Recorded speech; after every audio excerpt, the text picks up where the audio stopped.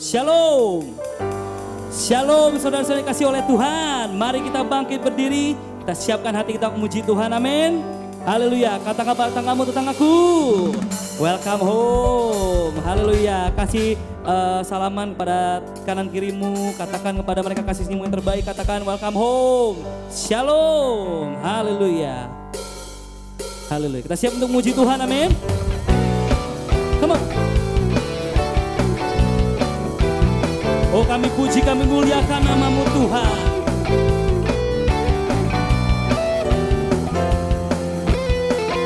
Katakan sorak haleluya, puji Yesus Raja mulia. Oh, sorak haleluya, haleluya, puji Yesus Raja mulia. Sorak haleluya, haleluya, puji Yesus Raja mulia. Soraklah, haleluya, puji Yesus Raja mulia.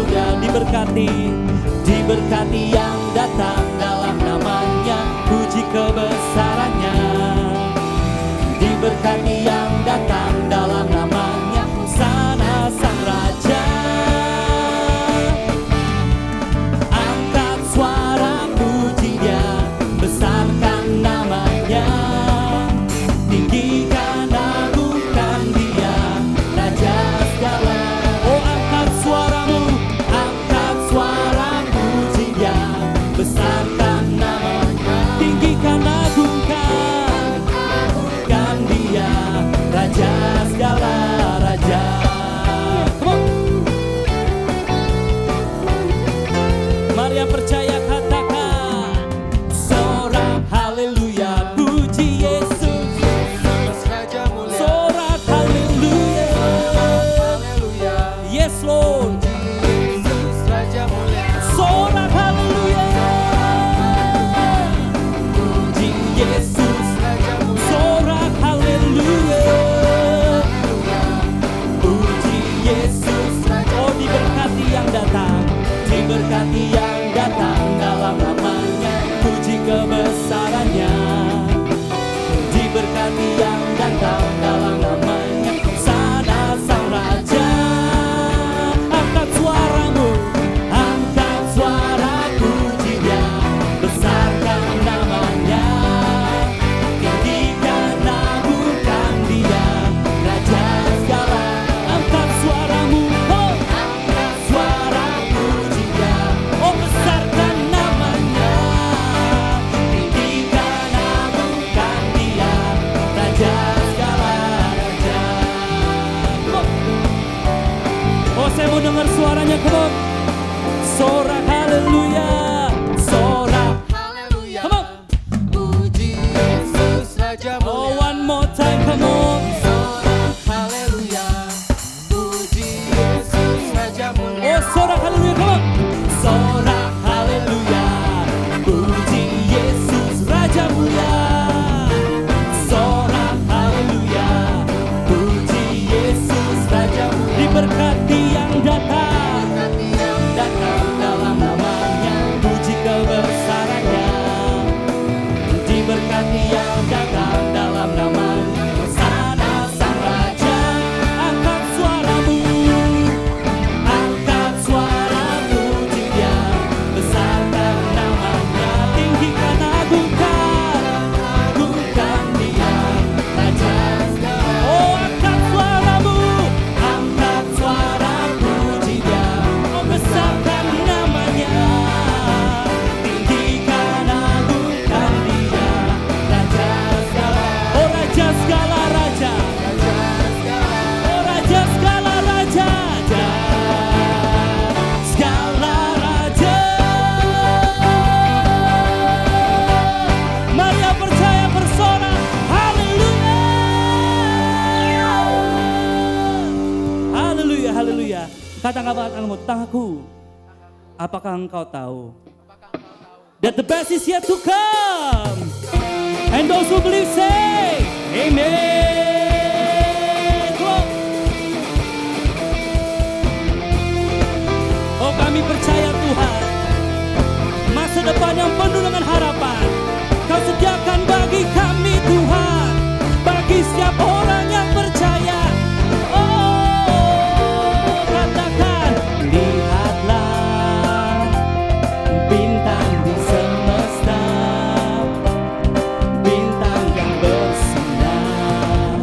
bagi kita. Oh katakan waktu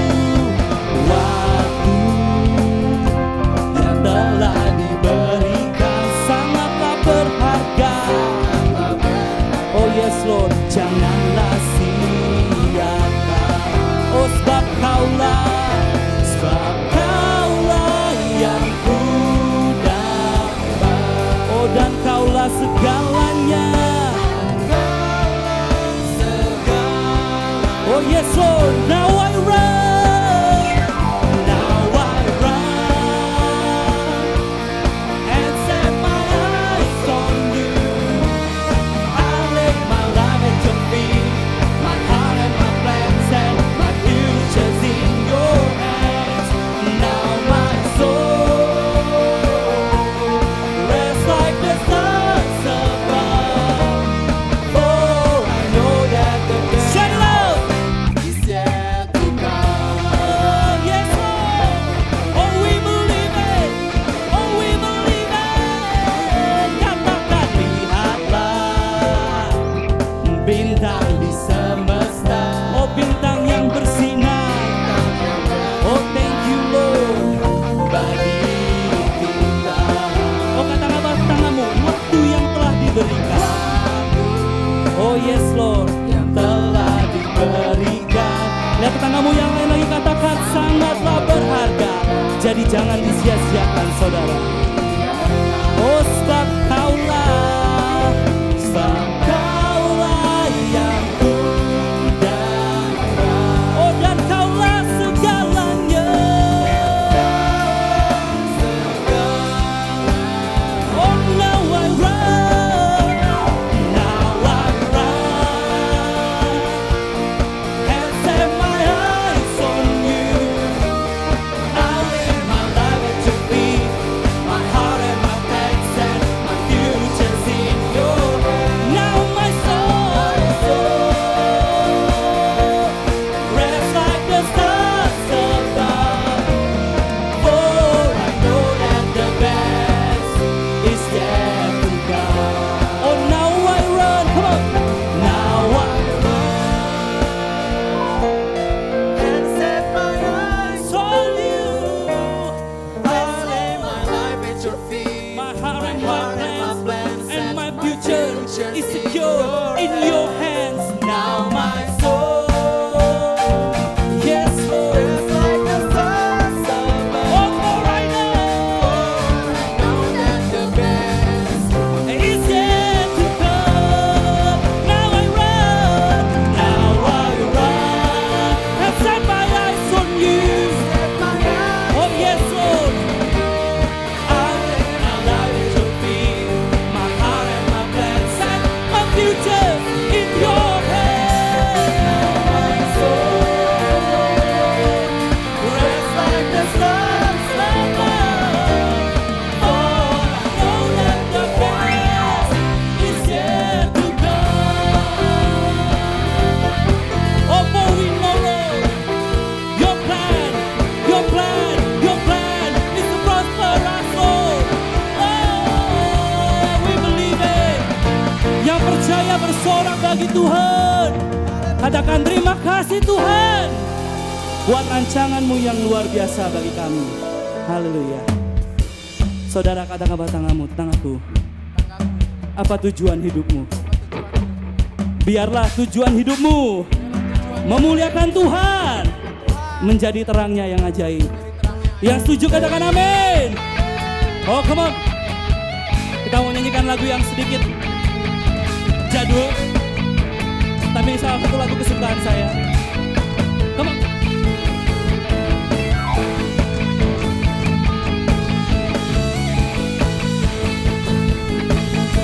Hey. Searching the world, lost will be found. Freedom to live, that's why we cry out. You carried the cross, you died and rose again. My God, I only ever give my all. Come on. Kita belajar sama-sama, amin. Come on, say. You send your son from heaven to earth. You deliver us all, it's eternally heard. I search for truth, and all I found was you. My God, I only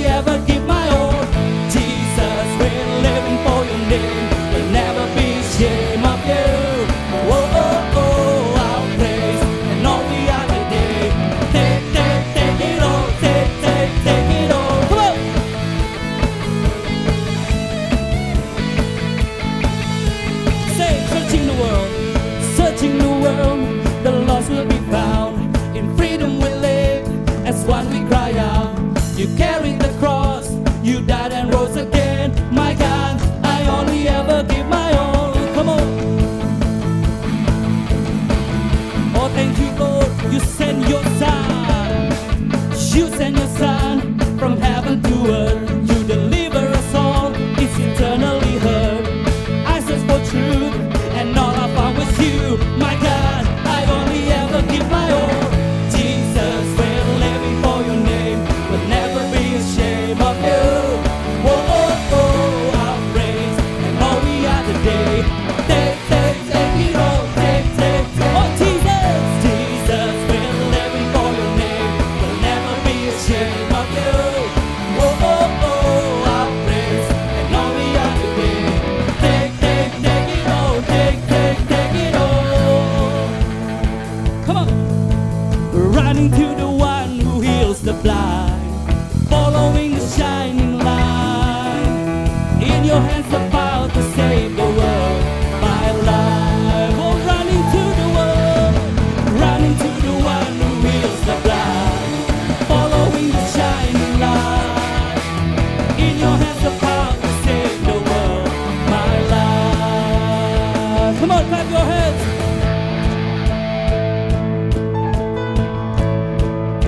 Singing out, Jesus, we're living for your name. Jesus, Living for your name, we'll never be ashamed of you. Oh, oh, oh, our praise, and all we are today. Take oh, it one all, more time, take sing it out, Jesus, Jesus. We're living for your name, we'll never be ashamed of you. Oh, oh, oh, our praise, and all we are today. Take it all, take. Oh, Jesus. We're living for your name, we'll never be ashamed of you. Oh, oh, oh, our praise, and all we are today. Take it all, take it all, take it all. Jesus, oh take it all, Lord. Kau layak Tuhan untuk menerima segala yang terbaik dari kami. Betapa tidak Tuhan sudah mengorbankan hidupmu bagi kami. Darahmu tercurah bagi kami Tuhan. Oh thank you Jesus. You deserve all the praises and the glory Lord. Sungguh hanya kau yang layak untuk terima segala pujian yang terbaik dari kami. Senap hati, senap jiwa, senap kekuatan kami Tuhan. Oh, and that's why we worship you. You love us first, Lord. You love us first, Lord. Oh, we thank you, Lord. Kiara mashana ramakana mashana, Lord. Kiara mashana ramakana. Jesus, we worship you. We come to worship you. We come to lift your name on high. Jesus, only you are worthy to be praised. Oh, Jesus, Jesus, you are worthy. You are worthy. You are worthy. You give life. You are love. You bring light to the darkness. You give hope. You restore every heart that is broken. You give light. You are love. You bring light to the darkness. You give hope. You restore every heart that is broken. Great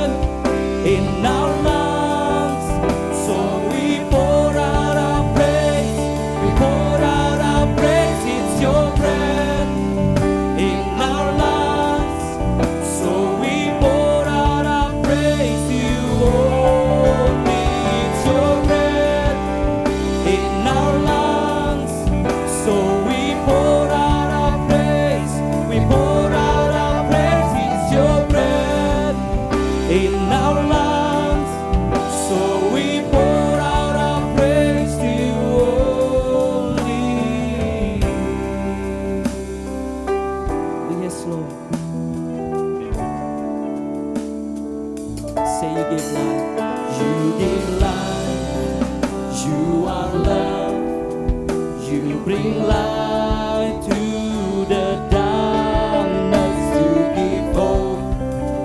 You restore every heart that is broken. You give life, you give life. You are love. You bring light to the darkness, to give hope. You restore every heart that is broken. Oh, that's why we say, great are you, Lord. Oh, that's why we say, great are you, Lord. Oh, say it's your breath, yes, in our lives. So we pour out our praise, we pour out our praise. It's your breath in our lives. So we pour out our praise to you. Oh, it's your breath in our lives. So we pour out our praise, we pour out our praise. It's your breath in our lives. We pour out our praise.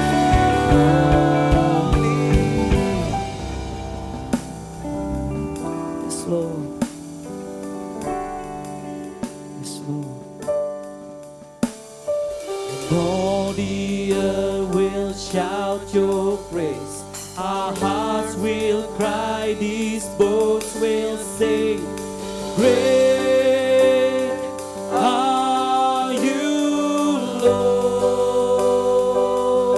All the earth will sing. All the earth will shout your praise. Our hearts will cry, these boats will sing. Great are you, Lord. The earth will shout. All the earth will shout your praise. Our hearts will cry, these bones will sing. Great are you, Lord. It's your breath in our lives. So we pour out our praise, we pour out our praise. It's your breath in our lives. So we pour out our praise to you only. It's your breath in our lives. So we pour out our praise, we pour out our praise. It's your breath in our lives. So we pour out our praise to you only. Yes, Lord. Hidupku menggenapi firman-Mu. Tanda mujizat sertai tiap langkahku. Kau bersamaku di dalamku, jadi bukti kebesaran-Mu. Oh, hidupku menggenapi firman-Mu. Tanda mujizat sertai tiap langkahku.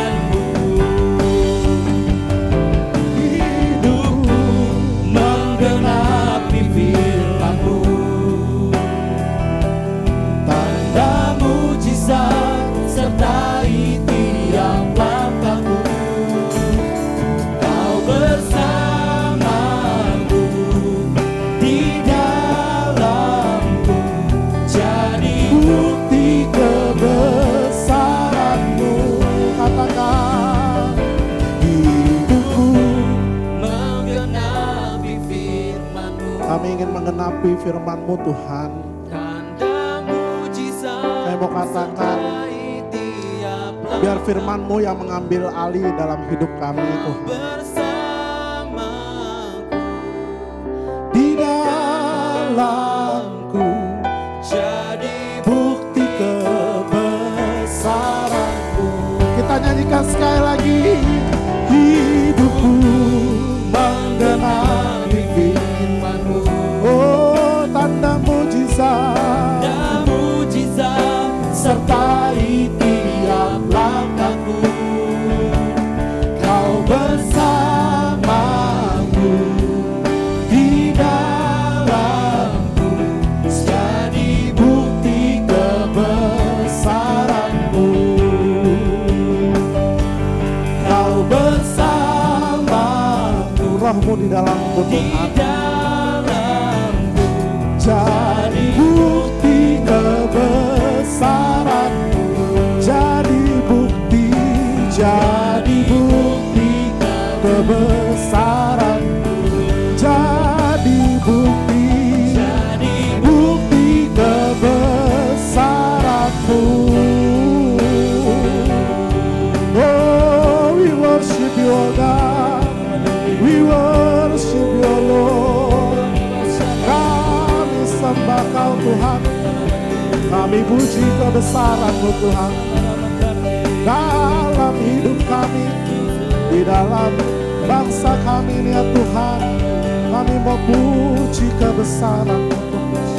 Haleluya, haleluya. Haleluya, haleluya. Biar Tuhan lagu ini menjadi doa kami Tuhan, bahwa hidup kami Tuhan untuk menggenapi firman-Mu Tuhan.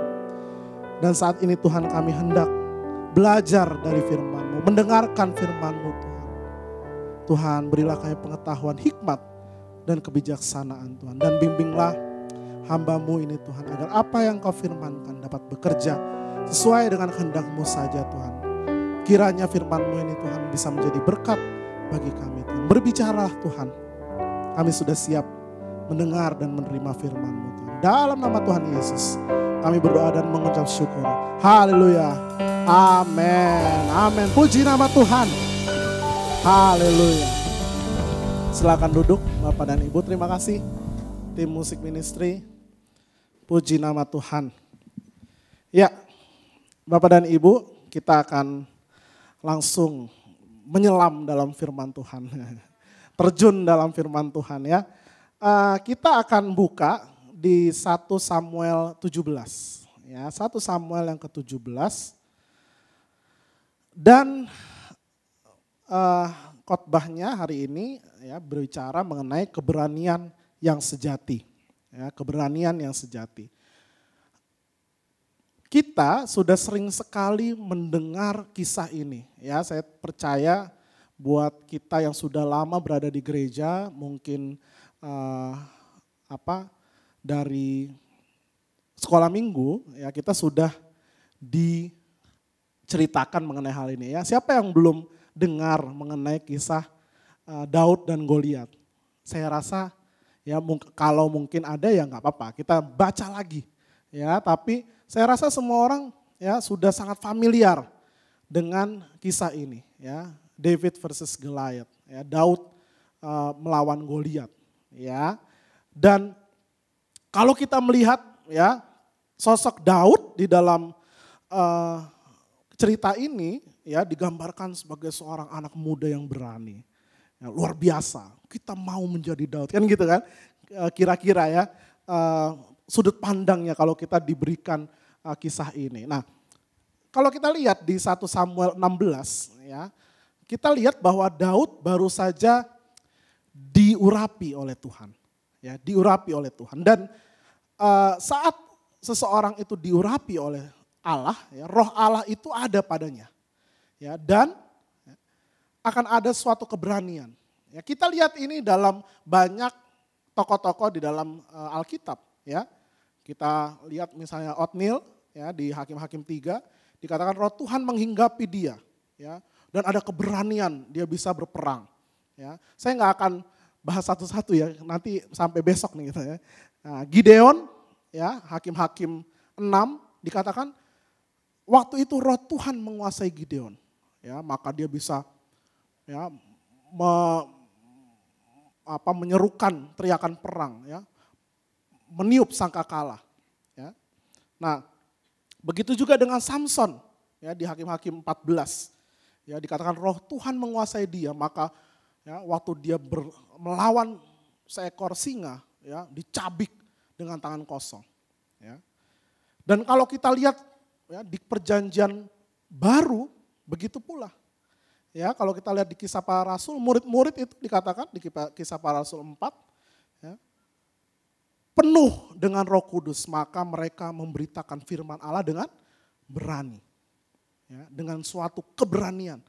Ya, ada satu keberanian saat ya, seseorang itu diurapi oleh Allah dan Roh Allah itu menguasainya. Ya. Nah, kalau kita lihat, ya, dibandingkan dengan zaman yang lalu, ya, nenek-nenek moyang kita itu hidup ya penuh dengan keamanan dan kenyamanan. Dalam 1 Samuel 17 ini kita akan ya bicara mengenai 3 tokoh, dan 3 tokoh ini akan memberikan kepada kita gambaran mengenai keberanian. Ya.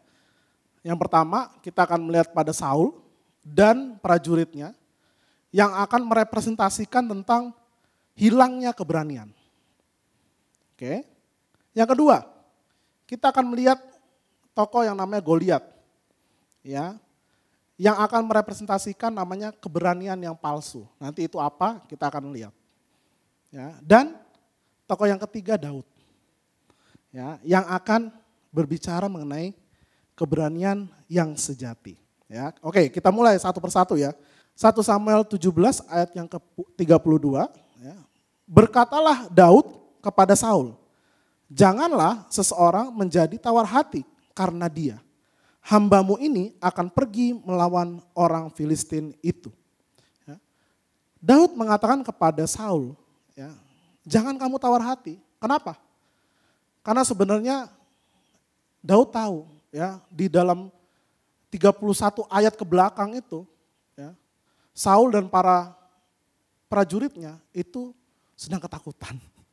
Ya, kata-kata tawar hati ini cuman cara halus aja lah dari Daud untuk bilang, kamu tuh jangan takut, ya, biar saya nih yang ngadepin dia, itu intinya. Ya, nah, tawar hati berarti artinya kehilangan keberanian, hilangnya keberanian. Bangsa Filistin di bukit di sebelah sana, Israel di sebelah sini. Ya, di tengah-tengahnya lembah. Ya. Inilah yang dinamakan no man's land, ya. Kalau di perang itu masuk ke situ, ya, bisa dibunuh, ditembak dan lain sebagainya. Ya. Disitulah ada bahaya, disitulah ada kekelaman, ya, lembah kekelaman. Ya. Dan orang Filistin itu yang namanya Goliat, ya, tiap-tiap hari dia datang, ya, dengan gagah menantang orang Israel. Mereka dalam keadaan yang takut. Ya, mereka dalam keadaan yang tawar hati di sini. Ya. Nah, Bapak Ibu, ya, di sini digambarkan ada satu peperangan. Yang mana kalau kita lihat, kenapa mereka bisa sampai takut? Bos, peperangan itu hal yang menakutkan. Peperangan itu hal yang menakutkan. Ya, kenapa? Di zaman itu, kalau kalah, ya, itu satu hal. Tapi kalau kamu kalah, kamu di dalam pikiranmu, kamu akan melihat, ya, anakmu, istrimu akan menjadi budak. Tidak ada harganya, ya, bisa diperlakukan semau-maunya musuh. Ya, jadi ini suatu keadaan psikologis yang memang, ya, mencekam, ya, sangat mencekam. Ya. Nah, dikatakan di 1 Samuel 7 ayat 11, ya, jadi kalau kita mundur ke ayat yang 11, ya, dikatakan, 1 Samuel 17 ayat yang ke-11 dikatakan, ketika Saul dan segenap, ya, orang Israel mendengar perkataan orang Filistin itu, maka cemaslah hati mereka dan sangat ketakutan. Jadi Saul, sekali lagi saya katakan, Saul dan pasukan menjadi kehilangan keberanian. Ya. Nah kalau kita tanya berarti apa sih itu keberanian? Ya, apa itu keberanian? Ya, tadi di ayat 32 Daud mengatakan jangan tawar hati. Ya, dan dalam peperangan kuncinya apa? Bertahan, nggak boleh lari, ya, berdiri teguh. Ya. Kalau kita dengar kata-kata ini, ya, kita teringat sama kisahnya anak SMA. Ya. Siapa itu anak SMA? Sadrak, Mesak, Abednego, ya, bukan kisah kasih di SMA, bukan. Ya. Jadi Raja Nebukadnezar dan Sadrak, Mesak, Abednego. Ya. Sadrak, Mesak, Abednego bilang apa? Ya. Disuruh oleh Nebukadnezar menyembah.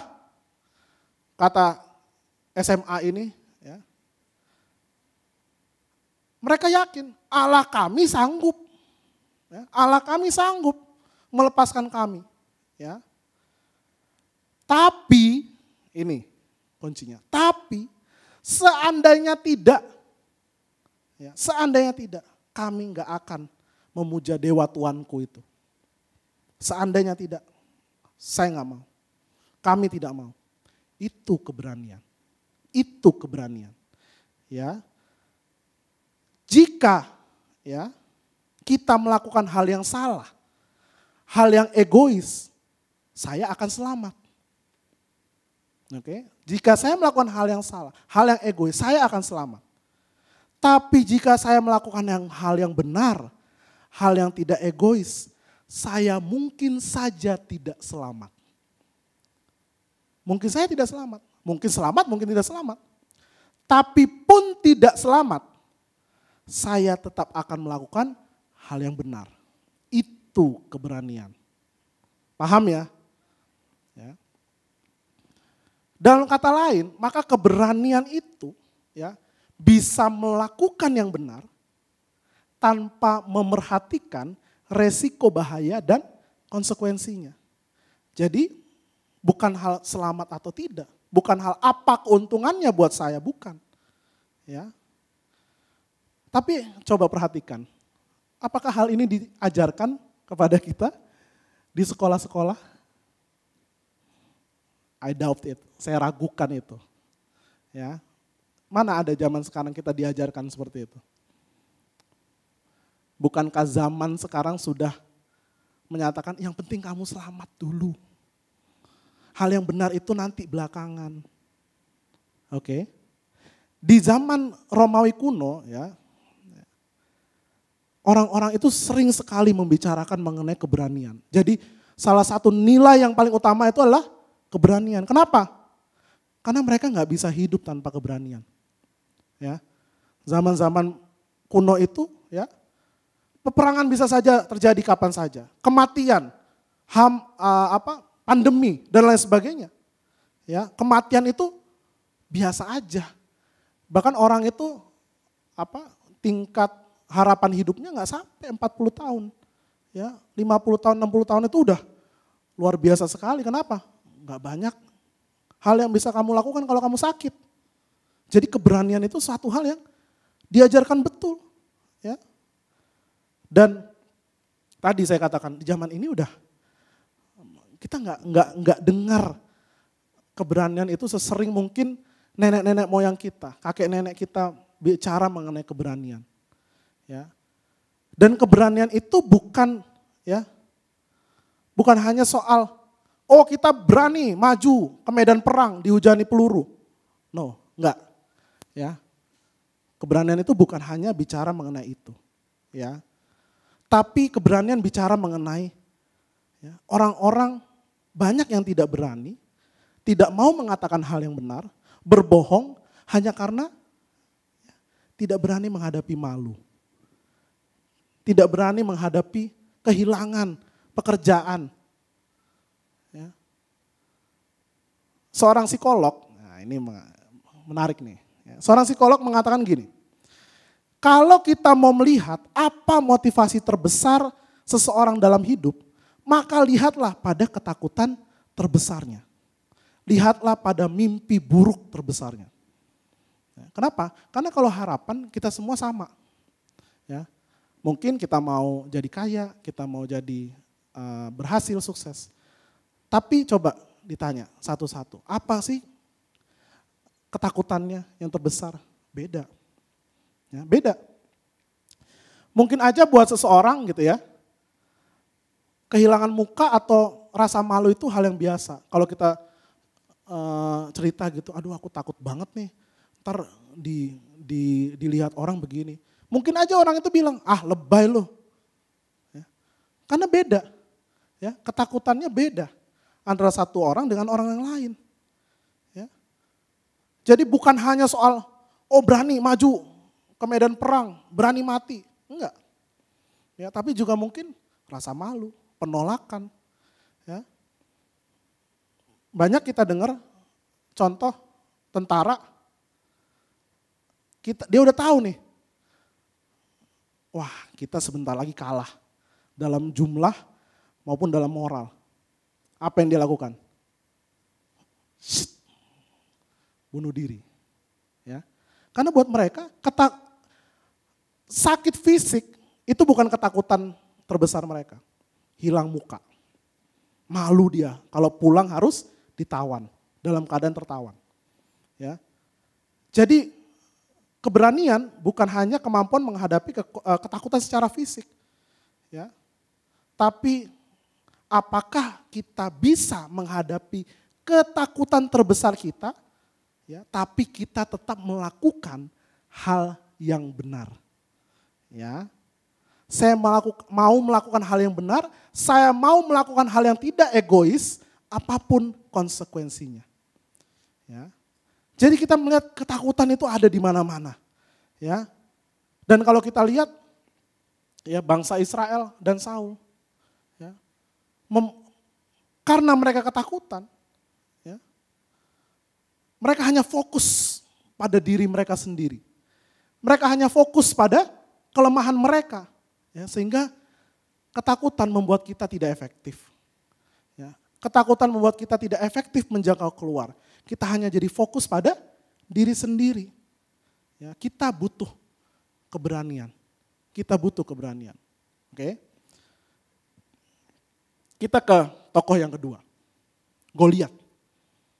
Oke, Goliat. Nah, saat orang membaca teks ini 1 Samuel 17, ya, mereka biasanya berbicara, ya, atau mengatakan bahwa Goliat adalah lambang dari ketakutan kita. Ya.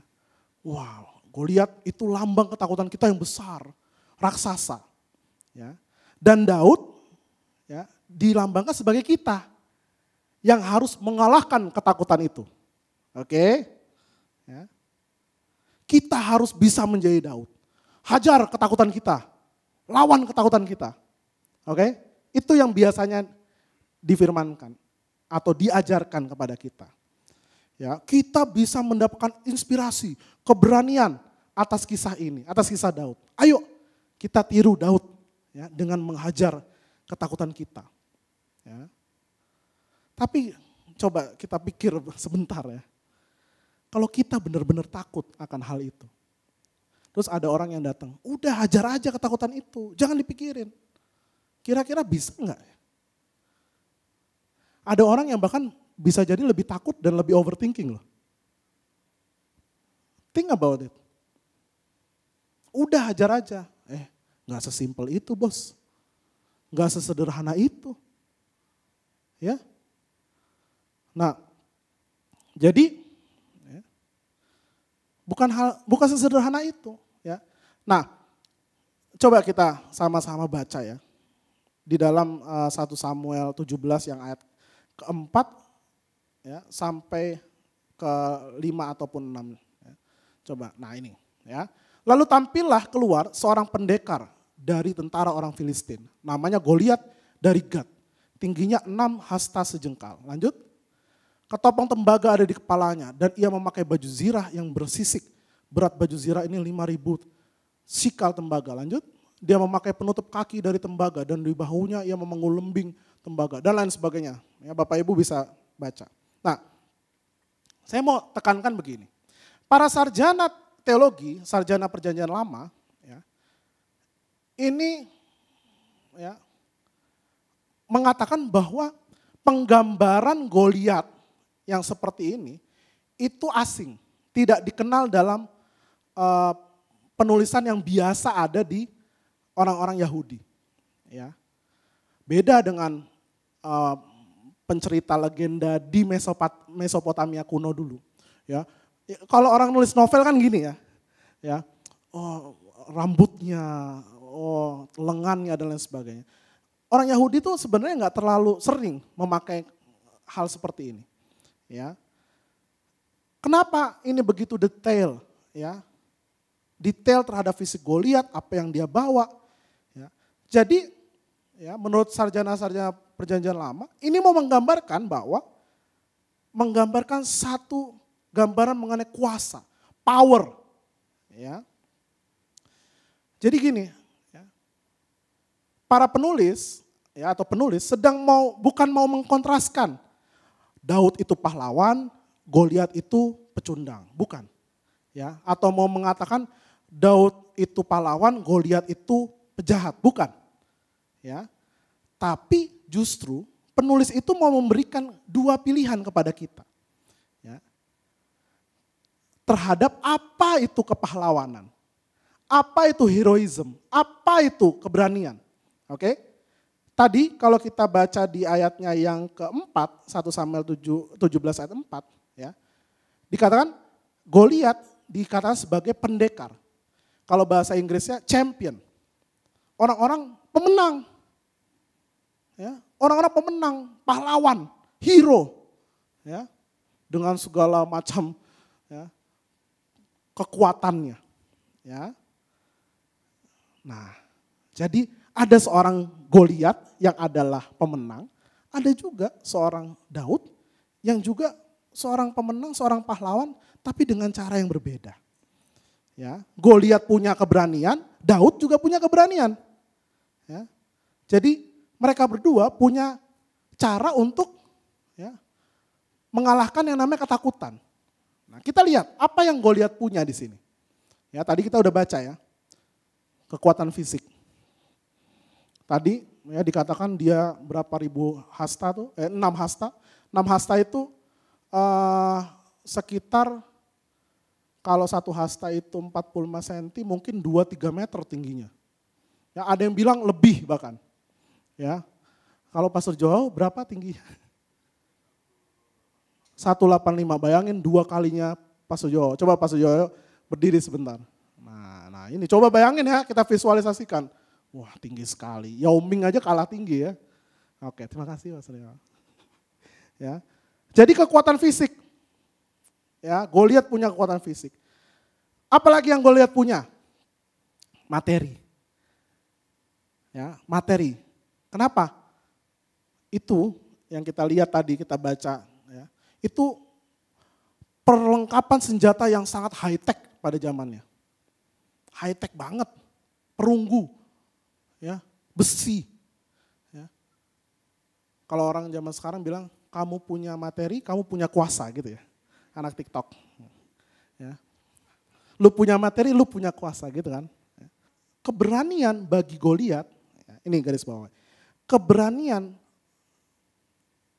menurut Goliat adalah dengan cara mengenyahkan ketakutan dengan melihat pada diri sendiri. Dengan kepercayaan diri. Oke. Gak ada kita lihat ya ditulis Goliat itu takut. Goliat itu sadar bahwa dia dalam bahaya, gak ada. Ya. Yang dia lihat gak ada yang bisa mengalahkan dia. Dengan apa? Fisik, materi, segala sesuatu yang high tech itu dan kepercayaan dirinya. Ya. Dan ini yang bermasalah, ini yang jadi masalah. Inilah cara dunia untuk mengenyahkan ketakutan. Inilah cara dunia untuk mengenyahkan ketakutan, menghilangkan ketakutan. Dengan cara apa? Kita harus visualisasikan, bayangkan. Wah, kalau kita jadi atlet gitu ya, atlet lari, mau bertanding, bayangkan. kamu itu ya bisa sampai ke garis finish dengan penuh glory, kemuliaan. Bayangkan, maka kamu akan mendapatkannya. Cara dunia. Ya. Bayangkan kamu sukses. Bayangkan kamu bisa melakukannya. You can do it. Ya. Jadi mengenyahkan ketakutan dengan melihat pada diri sendiri, dengan kepercayaan diri. Nah tapi kalau kita telisik baik-baik, ada masalah dengan hal ini. Ya, ada masalah. Ya. Pertama, karena keberanian itu akan menjadi sesaat saja. Dia hanya suntikan adrenalin semata. Gimana kalau ketakutan itu hal yang lama? Sorry ya, misalnya kamu divonis sakit penyakit.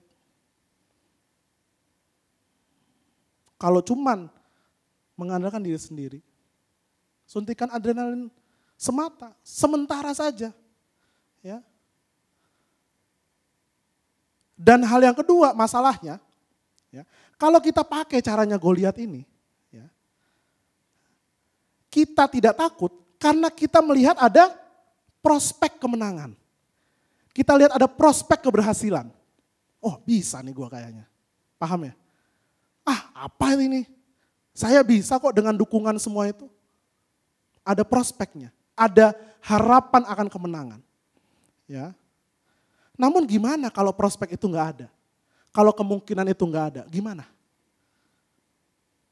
Ya. Masih bisa kita berani? Ada satu kisah. Ya. Namanya Edit Course Events. Ya, nanti boleh pulang di googling ya. Edit Course Events. Dia adalah penumpang Titanic. Penumpang Titanic yang dia sebenarnya adalah dari golongan first class. Ya, first class. Jadi orang-orang first class itu didahulukan waktu mereka mau mengevakuasi Titanic. Yang terjadi dengan Edit Course Events ini, ya si Edit ini, ya, dia melihat ada satu ya ibu ya, dengan anaknya yang tidak mendapatkan kursi. Tidak mendapatkan kursi. Maka dia keluar dari bangkunya, dia memberikan bangkunya kepada ibu ini. Kenapa? Karena dia ya tidak punya anak yang menunggu, ya, dia single. Ya. Akhirnya dia keluar dari kursinya, silakan ibu duduk menggantikan saya. Ya. Pertanyaannya, kenapa Edit bisa seberani itu? Ya. Kira-kira apa dia punya harapan? Dia akan selamat. Sinking ship loh. Ya. Kapal yang sedang tenggelam, dia punya harapan untuk dapat selamat. Apa dia memvisualisasikan, oh saya nanti akan di rumah ya, dengan tenang, saya akan bisa loh ini. Dia tahu bahwa dirinya akan mati. Ya, dia tahu dirinya akan mati. Ya, apakah berarti dia ya membayangkan oh dia akan sukses, divisualisasikan? No. Ya, bukan. Tapi dia tahu itu hal yang benar. Itu hal yang benar yang harus dia lakukan. Itu keberanian. Ya. Jadi yang kita perlu bukan cara mengentaskan ketakutan dengan penuh percaya diri, bukan. Ya, yang kita perlu adalah sesuatu yang meneguhkan kita, sekali lagi, walaupun kita tahu resikonya, namun kita mau melakukan yang benar. Oke, tadi sudah Saul, sudah Goliat, sekarang kita lihat Daud. Ya. Dari mana Daud mendapatkan keberaniannya? Ya, coba kita lihat pidatonya Daud itu yang lebih panjang dari kisahnya sendiri ya. Coba kalau teman-teman lihat, pidatonya panjang banget, ceritanya tuh panjang dibandingkan cerita tentang dia mengalahkan Goliatnya. Nah, berarti artinya apa? Ada satu hal yang mau ditekankan di situ. Ya, kita lihat di 1 Samuel 17 ayat 45-nya itu ya. Ayat 45. Tapi Daud berkata kepada orang Filistin itu, engkau mendatangi aku dengan pedang dan tombak dan lembing. Tetapi aku mendatangi engkau dengan nama Tuhan semesta alam. Allah segala barisan Israel yang kau tantang itu.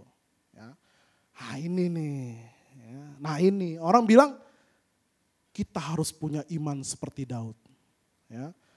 Kalau kita punya iman seperti Daud, maka kita akan punya keberanian seperti Daud. Tapi saya mau katakan, ini pendekatan sama aja, sami mawon dengan pendekatan Goliat. Kenapa? Karena kita meyakini diri kita sendiri, iman kita sendiri. Ayo. Ya.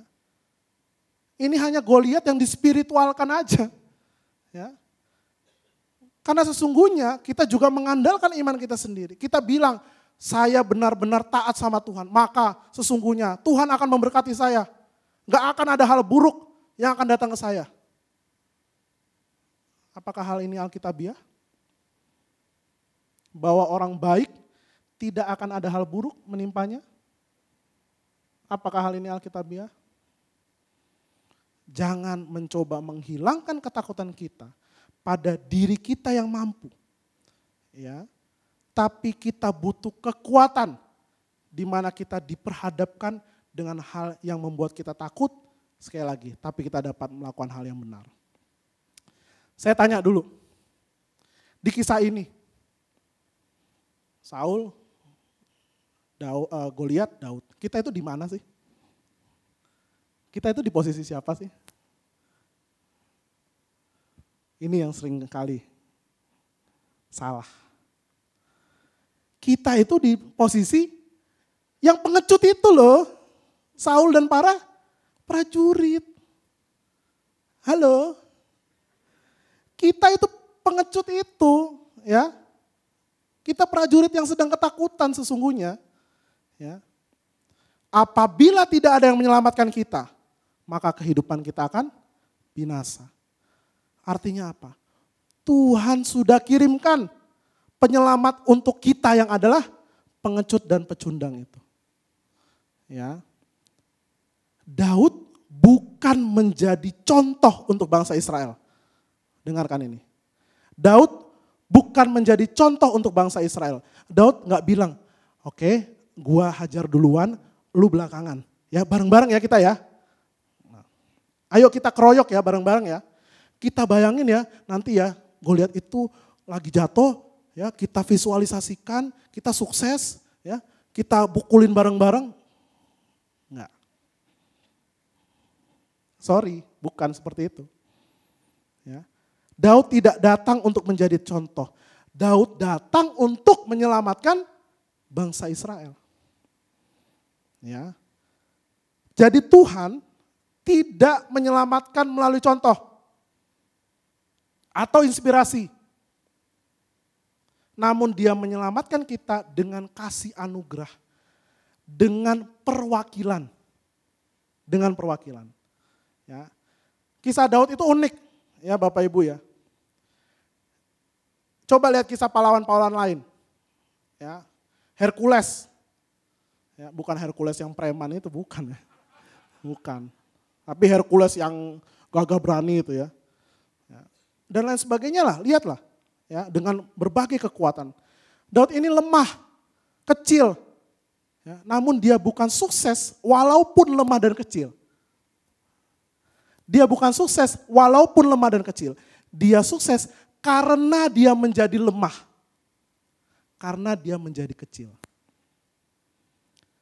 Keselamatan dari Allah, penyelamat dari Allah itu ya, menjadi lemah dan mau menyelamatkan kita.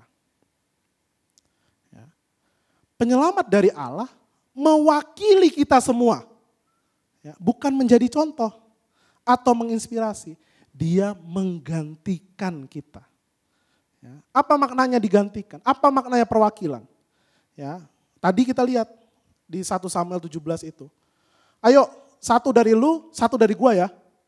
Ya, situ kirim satu, sini kirim satu. Bertengkar, yang menang. Kalau itu menang gitu ya, kalau Daud menang, maka Israel jadi budak. Kalau Goliat menang, ya, maaf, kebalik ya. Kalau Goliat menang, Israel jadi budak. Tapi kalau Goliat kalah, Filistin yang jadi budak. Ya. Jadi Daud itu bukan hanya berperang untuk mereka. Oke? Tapi Daud berperang sebagai mereka.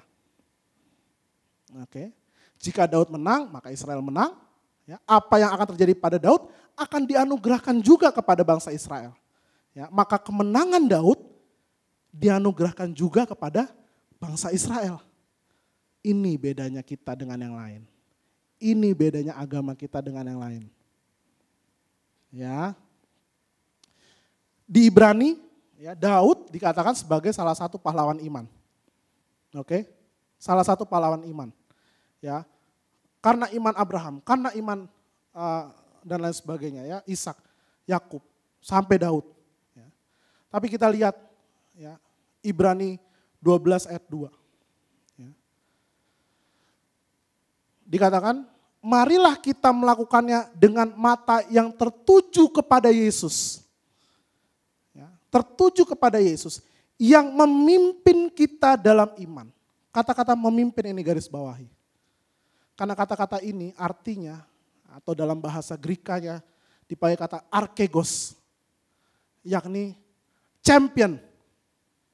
He is the champion of our faith. Dia adalah, ya, yang menang. Ya, kita harus lihat kepada dia. Ya. Jadi Allah telah mengirim pemenang itu, Allah telah mengirim pahlawan itu untuk kita. Ya. Yang datang bukan walaupun dia lemah, bukan. Namun dia menyelamatkan kita melalui kelemahannya. Ya. Melalui kelemahannya. Ya. Dan Yesus adalah sosok yang lebih sempurna dari Daud. Kenapa? Karena dia bukan hanya menyelamatkan kita dari kematian jasmani, tapi dari kematian yang kekal. Ya. Yesus seperti Daud masuk dia ke dalam lembah kekelaman itu untuk kita. Yesus menghadapi ketakutan kita semua. Ya. Malu, sakit, penolakan. Ya. Jadi Tuhan kita itu berbeda dengan Tuhan dari agama lain. Ya. Yang saya katakan, dia berani untuk mau jadi manusia yang rentan, menjadi manusia yang lemah, untuk menyelamatkan kita. Ya. Jadi bukan kita berkata, kalau saya berani seperti Daud, maka Tuhan akan memberkati saya. Bukan. Namun saya katakan, Yesus telah datang untuk kita. Ya. Menjadi berani, berani yang betul-betul sejati. Ya. Dan hal ini semua, itu sudah dianugerahkan kepada kita. Artinya, Bapak Ibu, kita tidak akan bisa menghadapi ketakutan kita, ya, apabila kita tidak sadar bahwa Yesus telah menghadapinya bagi kita dengan keberanian. Itulah keberanian yang sejati. Ya. Kita sekarang tidak lagi harusnya takut akan kematian. Kenapa? Karena Yesus telah menghadapinya untuk kita. Ya. Jadi kalau ada sesuatu dalam hidup kita, ya, apa sih yang terburuk yang bisa kita takutkan? Kematian. Bos, itu sudah ditanggung terlebih dahulu oleh Yesus. Jadi apa yang perlu kita takutkan? Malu. Yesus sudah terlebih dahulu malu untuk kita. Sakit penyakit. Semua. Ya. Dan kalau kita perhatikan ayat ini, ya, dikatakan, ya, yang dengan mengabaikan kehinaan, tekun memikul salib, ganti sukacita yang disediakan bagi dia. Kira-kira sukacita apa sih yang dibicarakan di sini? Dia bukannya Allah yang punya semuanya ya. Sukacita apa lagi? Satu hal. Sukacita, ya, melihat kita diselamatkan. Ya, melihat kita diselamatkan. Ya. Jadi jika kita tahu Yesus mau menghadapi segala rasa takut untuk ganti sukacita menyelamatkan kita, maka kita juga bisa menghadapi ketakutan kita. Karena kita tahu Dia telah berjalan ke dalam lembah kekelaman untuk kita. ya, maka kita bisa bermazmur seperti Daud. Sekalipun aku berjalan dalam lembah kekelaman, aku tidak takut bahaya, sebab Engkau besertaku. Amin. Minta keberanian daripada Allah untuk menghadapi segala hal dalam kehidupan kita. Amin. Mari kita tunduk kepala untuk kita berdoa. Kami mengucap syukur ya Allah untuk satu pribadi Yesus Kristus yang menjadi pemenang bagi kami. Arkegos kami, pahlawan kami Tuhan. Yang berani turun untuk kami, berani mati untuk kami. Sehingga Tuhan kami bisa berani dan menaruh harap kepada Tuhan. Di dalam Tuhan. Ajar kami Tuhan untuk melakukan apa yang benar. Apapun resikonya, apapun keadaannya. Karena kami tahu Tuhan, Engkau bersama dengan kami. Dan Engkau telah terlebih dahulu berjalan dalam lembah kekelaman untuk kami. Sekarang kami tahu Tuhan bahwa penyakit kami telah Engkau tanggung. Rasa malu kami telah Engkau tanggung. Penderitaan dan masalah kami telah Engkau tanggung juga Tuhan. Karena Engkau telah menang. Engkau telah menang mengatasi segalanya itu. Maka kami juga telah menang Tuhan. Dan kami katakan keberanian kami ada dalam Engkau. Karena ada sukacita yang tiada tara yang telah Engkau berikan kepada kami Tuhan. Semua doa ini kami panjatkan dalam nama Tuhan Yesus kami. Penyelamat kami yang penuh dengan keberanian. Haleluya. Amin. Amin. Puji nama Tuhan.